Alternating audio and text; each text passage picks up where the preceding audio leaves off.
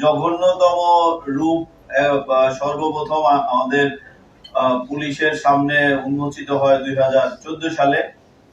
2014 সালেও তাকে একই অপরাধে গ্রেফতার করা হয়েছিল, কিন্তু জামিনে বের হওয়ার পরে সে একই এই ঘৃণ্যতম পেশায় আবার সে নিজেকে জড়ায়। এবং আমাদের এই টিমটা তাকে অনেকদিন যাবত ফলো করছিল, এবং তার মডাস অপারেন্ডি হচ্ছে ঢাকা শহরের বা দেশের বিভিন্ন অঞ্চল থেকে ছিন্নমূল ছেলে পথ শিশুদের এই পর্নোগ্রাফির কাজে নিযুক্ত করে।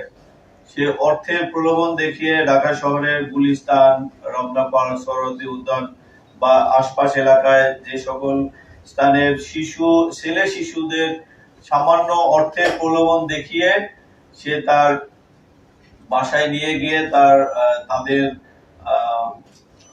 নানা রকমের অশ্লীল এবং গোপনাঙ্গের ছবি তুলে এবং সেটার ভিডিও তৈরি করে।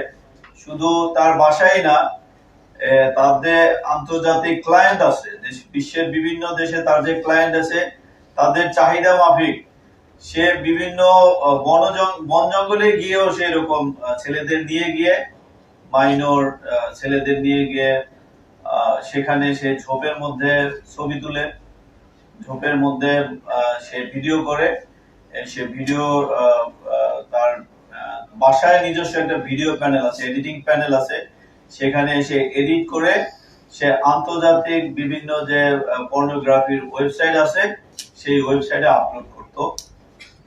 এবং এই পর্নোগ্রাফি হচ্ছে আন্তর্জাতিক বিভিন্ন যে সকল বিকৃত চরিত্রের বা বিকৃত মানসিকতার গ্রাহকরা এই ওয়েবসাইটের মূল গ্রাহক, সেখানে আপলোড করলেই তারা সরাসরি আমাদের এই টিপু কিবরিয়া, যাকে আমাদের টিম গ্রেফতার করছে, তার সাথে সরাসরি যোগাযোগ করে।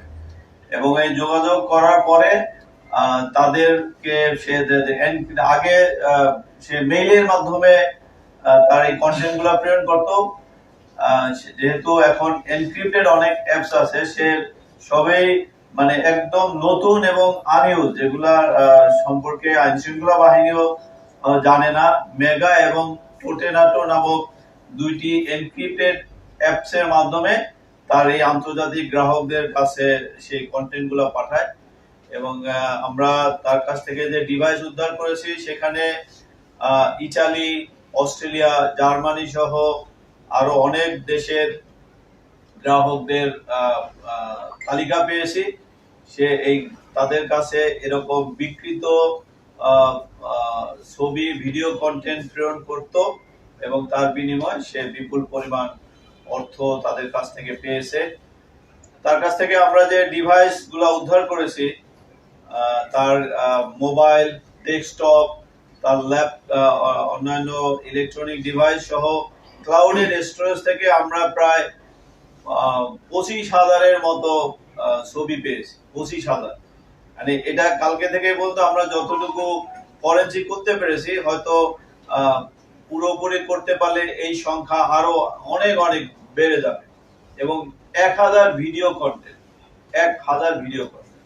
এবং তাদের ডেস্কটপ ছিল, সেই ডেস্কটপে অসংখ্য এরকম অশ্লীল অঙ্গভঙ্গির এবং এই যে আমাদের ছিন্নমূল পথশিশু, ছেলে পথশিশুদের গোপনাঙ্গের অশ্লীল ছবি ডেস্কটপে অসংখ্য। সেগুলো আসলে এখন পর্যন্ত আমাদের এই টিম গুনে শেষ করতে পারে নাই। এর মাধ্যমে সে তার আন্তর্জাতিক যে সকল ক্লায়েন্ট আছে তাদের কাছে সে এগুলা এডিট করে পাঠায়, বিনিময়ে সে প্রচুর পরিমাণ অর্থ উপার্জন করেছে বলে আমাদের ধারণা।